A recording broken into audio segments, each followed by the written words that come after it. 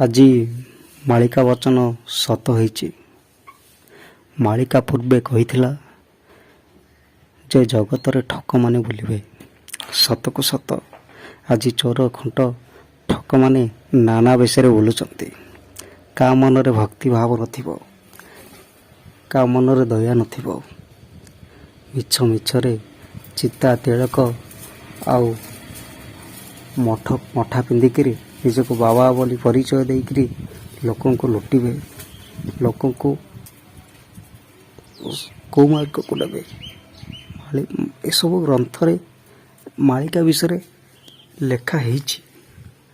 ମାଳିକା ଯାହା କହିଛି, ଯାହା କହିଥିଲା, ତା ମହାପୁରୁଷମାନେ ଆଜି କହିଛନ୍ତି, ଆଉ ଦିନକୁ ଦିନ ତା ସତ୍ୟ ହେବାକୁ ଯାଉଛି।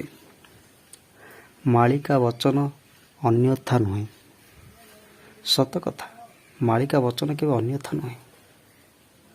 600 ବର୍ଷ ପୂର୍ବେ ଅଚ୍ୟୁତାନନ୍ଦ ଲେଖିଥିଲେ ଯାହା, ଯେ ଅଚିହ୍ନା ରୋଗ ଆସିବ, ସତରେ ଅଚିହ୍ନା ରୋଗ ଆସିଲା। କରୋନା ଆସିଲା, ଲୋକକୁ ଆତଙ୍କିତ କରିଦେଲା, ଭୟଭୀତ କରିଦେଲା।